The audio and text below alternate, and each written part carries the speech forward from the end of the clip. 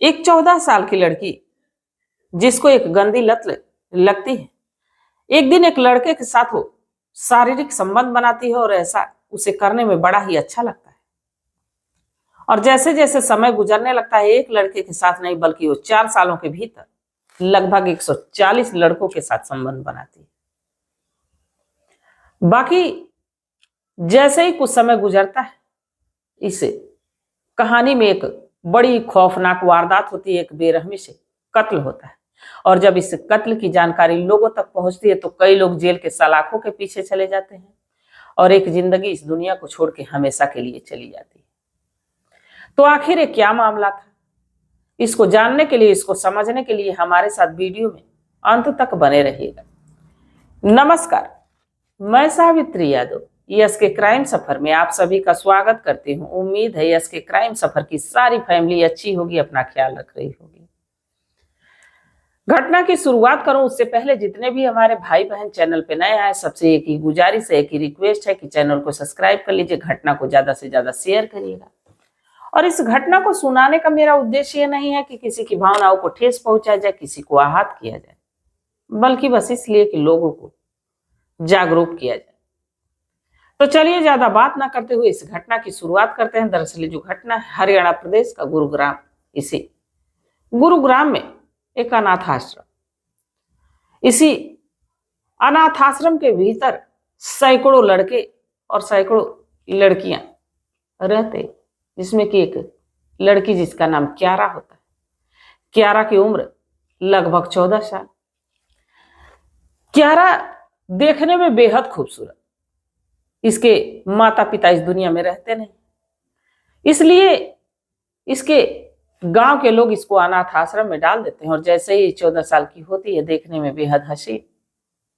अब इसी अनाथ आश्रम में उसकी मुलाकात एक रोहित नाम के लड़के से होती है। जब इसकी मुलाकात रोहित नाम के लड़के से होती है तो बिना दोस्ती के, बिना जो कि उससे कोई बातचीत किए उसके नजदीक जाती है। और उसके नजदीक ही नहीं जाती है बल्कि उसके साथ उस दिन शारीरिक संबंध भी बना लेती है। इसके बाद अब दोनों में यहीं से बातचीत शुरू होती है। बिना बात किए, बिना जाने, बिना समझे उसके साथ पहले तो संबंध बनाती है, इसके बाद दोनों में अब बातचीत का सिलसिला शुरू होता है। अब जैसे जैसे समय गुजरता रहता है, ये जो क्यारा है अब इस लड़के रोहित के साथ अक्सर जब भी मौका मिलता तो शारीरिक संबंध बना लिया करती। अब उसे ये चीज अच्छी लगती और कहीं ना कहीं रोहित को भी अच्छी लग रही थी।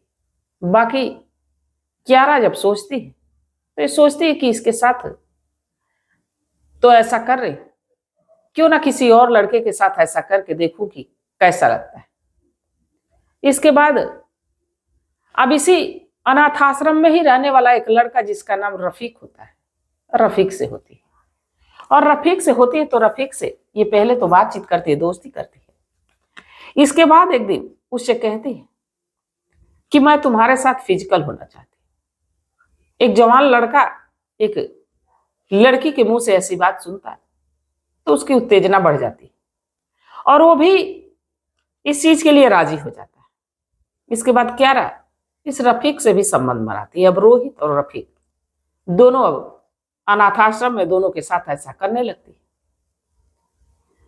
तो कहते हैं कि अगर जो ऐसा कुछ होता है तो जरूर कोई ना कोई इसकी जानकारी पा ही जाता है। अब धीरे धीरे अनाथ आश्रम में ये बात चर्चा होने लगती है कि जो क्यारा है वो लड़कों के साथ ऐसा गलत काम कर रही।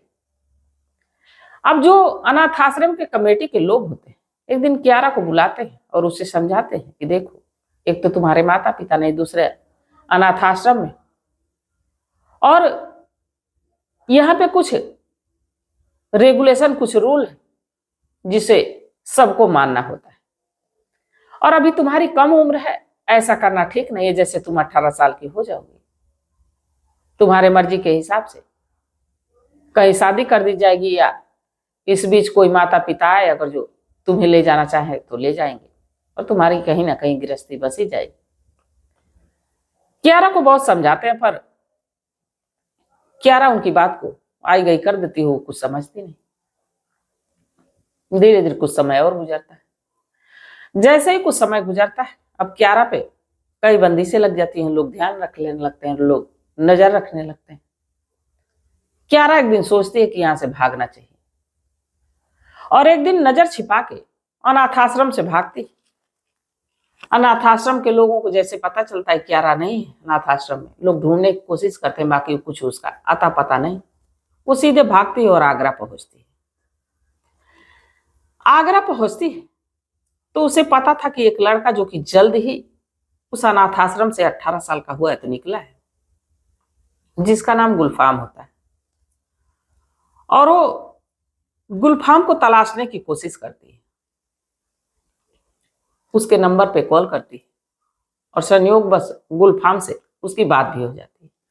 कहती है कि मुझे वहां पे बड़ी दिक्कत हो रही थी अनाथाश्रम में, मैंने सोचा कि क्यों ना मैं अनाथाश्रम से भाग के अपने दोस्त के पास चलूं।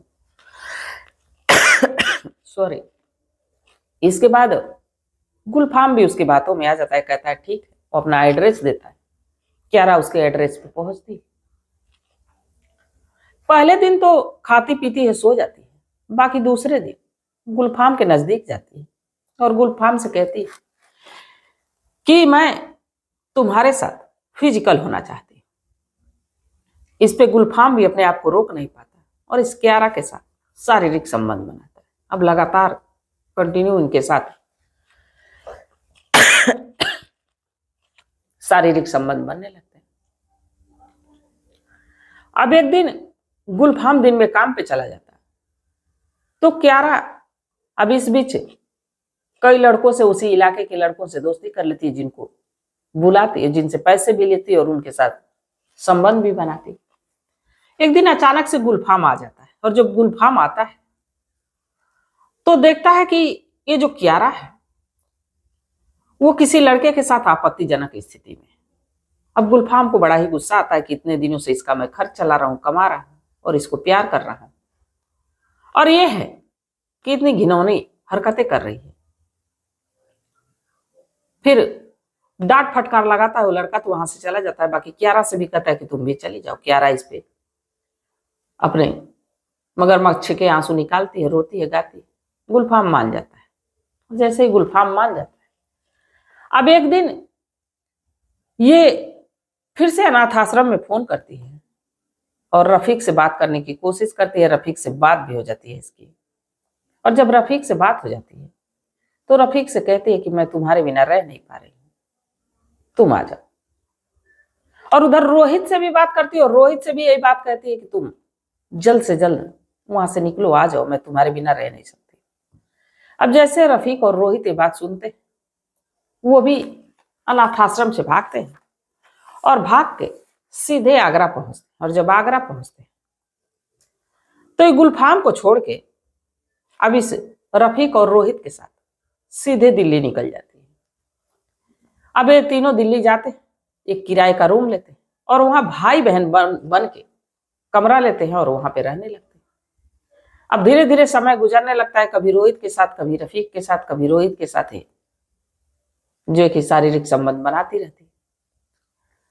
अब जब भी ये काम ढूंढ लेते हैं, काम पे चले जाते, तो इस बीच ये कई लोगों को बुलाती, जिसमें कि अधेड़ उम्र के लोग भी होते और साथ में लड़के भी होते। जिनसे अच्छा पैसा मिलता उनको पास बुलाती और उनके साथ संबंध बनाती, पैसा भी लेती। अब रफीक का ध्यान एक दिन जाता है कि इतने पैसे घर में आखिर आ कहां से रहे। फिर क्यारा से पूछा जाता है तो क्यारा कहती है कि इस चीज से तुम्हें मतलब नहीं होना चाहिए, मैं तुम लोगों के साथ बढ़िया से रह रही हूं तो तुम लोग भी रहो। बाकी अब इस पे दोनों लड़के विरोध करते हैं। जैसे विरोध करते हैं तो ये जो क्यारा है कहती है ऐसा कि मैंने तुम्हारे साथ जब भी संबंध बनाया है तो कुछ वीडियो बना के रखी, अगर जो तुम लोग आनाकानी करोगे तो सीधे मैं पुलिस के पास जाऊंगी और कहूंगी कि इन्होंने पहले तो मुझे अनाथ आश्रम से भगाया, इसके बाद मेरा शोषण किया, मेरा रेप किया। दोनों लड़के डर जाते हैं पुलिस का नाम सुनते हैं। अब दोनों अपने में बातचीत करते हैं और यहीं से एक प्लान बनाते हैं कि ये तो मुझे धमका रही है, तो क्यों ना इसके साथ कुछ ऐसा किया जाए जिससे कि हम लोग भी बच जाए। अब एक दिन रात में ये बियर लाते हैं और उसमें नशे की दवा मिलाते हैं, क्यारा को देते हैं और साथ में अपने भी पीते हैं। बाकी जिसमें नशे की दवा मिली रहती है वो क्यारा को देते हैं, जैसे ही क्यारा नशे में होती है। पहले तो ये दोनों लड़के उसके साथ जी भर के शारीरिक संबंध बनाते हैं और जैसे ही क्यारा बदहवास सी हो जाती है, ये दोनों मिलके क्यारा का गला दबाते हैं और जब उसकी मौत हो जाती है तो एक उसी कमरे में अलमारी रहती है जिसमें उस क्यारा को बंद करते हैं, उसकी डेड बॉडी को बंद करते हैं और वहां से ये दोनों फरार हो जाते हैं। अब जब दोनों वहां से भाग जाते हैं, जैसे ही सुबह होती है, अब जो मकान मालिक होता है सोचता है कि ये तीनों भाई बहन, आज किसी का पता नहीं, कोई कमरे से आवाज भी नहीं आ रही। जब जाते हैं और दरवाजा देखने की कोशिश करते हैं, दरवाजा देखते हैं कि खुला है, भीतर जाते हैं तो देखते हैं कोई नहीं, आवाज लगाते हैं कोई नहीं। तब तक उनकी नजर मकान मालिक की अलमारी पे जाती है जिसमें कि एक कपड़ा दिख रहा होता है और अलमारी ठीक से बंद भी नहीं होती। जब अलमारी का ढक्कन खोलते हैं तो देखते हैं कि उसमें क्यारा की डेड बॉडी पड़ी। अब उसको देख के वो हैरान हो जाते हैं, तुरंत पुलिस को फोन करते हैं और साथ ही आस पड़ोस के लोगों को भी बताते हैं। पुलिस की एक टीम आती, क्यारा की डेड बॉडी को कब्जे में लेती है, पोस्टमार्टम के लिए भेजती है। साथ ही मकान मालिक से पूछती है तो बताते हैं कि इनके साथ इनके दो भाई भी थे। बाकी जब क्यारा के बारे में पता किया जाता है तो पता चलता है कि ये गुरुग्राम के अनाथ आश्रम से भागी हुई लड़की है, इसके माता पिता है ही नहीं। और जब उन दोनों लड़कों के बारे में पता किया जाता है तो पता चलता है कि वो भी लड़के भी अनाथ आश्रम से ही भागे थे, जिसका नाम रफीक और रोहित है। अब इनके नंबर को ट्रेस किए जाने लगता है। जब से ही इनका नंबर ट्रेस होता है, इनको पुलिस गिरफ्तार करती है, जब थाने लाती है और जब इनसे पूछताछ करती है तो बिना जोर जबरदस्ती के दोनों लड़के अपने गुनाह को कबूल लेते हैं कि ये लड़की कैसे धमका रही थी और कैसे लोगों को फंसा के पैसे कमा रही थी और लोगों के साथ अय्याशी कर रही थी। जैसे ही इस मामले की जानकारी लोगों तक पहुंची तो लोग भी हैरान, आश्रम के लोग भी परेशान। दोनों लड़के तो फिलहाल में जेल के सलाखों के पीछे चले गए और क्यारा इस दुनिया को छोड़ के हमेशा के लिए चली गई। शायद कम उम्र में गलत फैसला किया, उसे समझ में नहीं आया, समझ में आ रहा था सब कुछ जानबूझ के कर रही थी। आखिरकार ऐसा क्यों कर रही थी? तो जो भी अपनी सलाह होगी, जो भी अपनी राय होगी, कमेंट सेक्शन में जरूर बताइएगा, क्योंकि आपकी सलाह, आपकी राय बेहद मायने रखती है। और कुछ हमारे भाई बहन कमेंट भी करते हैं, वो लोग कहते हैं कि ये काल्पनिक घटनाएं होती। ऐसा कुछ नहीं, जो भी घटित होती आप लोगों तक पहुंचाने की कोशिश होती है, चाहे वो हमारे चैनल के जरिए पब्लिश हो या किसी और भाई बहन के चैनल के जरिए पब्लिश हो। हर कोई यही कोशिश करता है कि आप लोगों तक ये जो जानकारियां हो पहुंचती रहे।